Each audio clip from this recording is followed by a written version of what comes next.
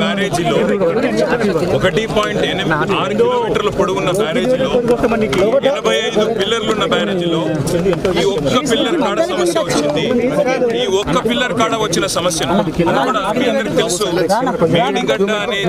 మేడిగడ్డ బ్యారేజీ అనేది కాళేశ్వరంలో ఉండే 100 కంపోనెంట్లలో 100 అంకాలలో ఒక అంకం.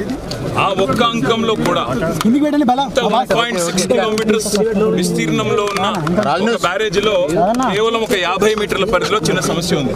ఇప్పుడు మేము గౌరవనీయులైన ఇంజనీర్లతో ఇరిగేషన్ ఎక్స్పర్ట్స్ తో కలిసి వచ్చినాము.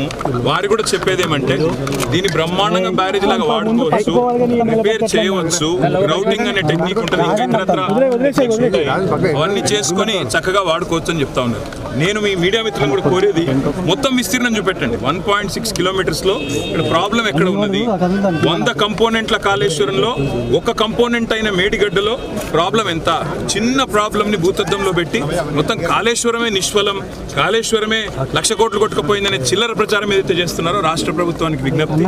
మా మీద కోపం ఉంటే, రాజకీయంగా వైరం ఉంటే తీర్చుకోండి, కానీ దాన్ని రిపేర్ చేసే అవకాశం ఉందని నిపుణులు చెప్తున్నట్టు రిపేర్ చేయండి. వచ్చే వానాకాలంలోగా ఈ మేడిగడ్డ బ్యారేజ్ను కూడా మరమ్మతులు చేసి పునరుద్ధరించి దిద్దుబాటు చర్యలు తీసుకొని అవసరమైతే బాధ్యుల మీద చర్యలు యాక్షన్ కూడా తీసుకొని రైతులకు మాత్రం న్యాయం చేయండి. ఇప్పటికే నీళ్లు లేక పంటలు ఎండిపోయే పరిస్థితి కరీంనగర్లో వచ్చింది, ఇతర జిల్లాల్లో వస్తూ ఉన్నది.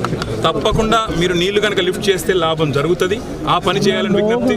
అదేవిధంగా అధికారులతో నిపుణులతో కమిటీ వేయండి, రిపోర్ట్ తీసుకోండి, సత్వరమే దిద్దుబాటు చర్యలు చేపట్టి వరద వచ్చే నాటికల్లా బరాజ్ను మళ్ళీ సేఫ్ స్టేట్ కు తీసుకురండి అని చెప్పి మా డిమాండ్. రైతుల మీద పగబట్టకండి, రాష్ట్రం మీద పగబట్టకండి. పగబడితే కోపం ఉంటే రాజకీయంగా మా మీద తీర్చుకోండి, ఇబ్బంది లేదు. కానీ ఇవాళ 1.6 కిలోమీటర్ బరాజులో 50 మీటర్లలో సమస్య ఉంటే అదేదో ఎప్పుడూ జరిగిందన్నట్టు మాట్లాడడం కరెక్ట్ కాదు. అడెం ప్రాజెక్ట్ ఇదివరకు మీరు కాంగ్రెస్ గవర్నమెంట్లో ఉన్నప్పుడు కట్టినారు, 2 సార్లు కొట్టుకొని పోయింది. గుండ్లవాగు 2 సార్లు కొట్టుకుపోయింది.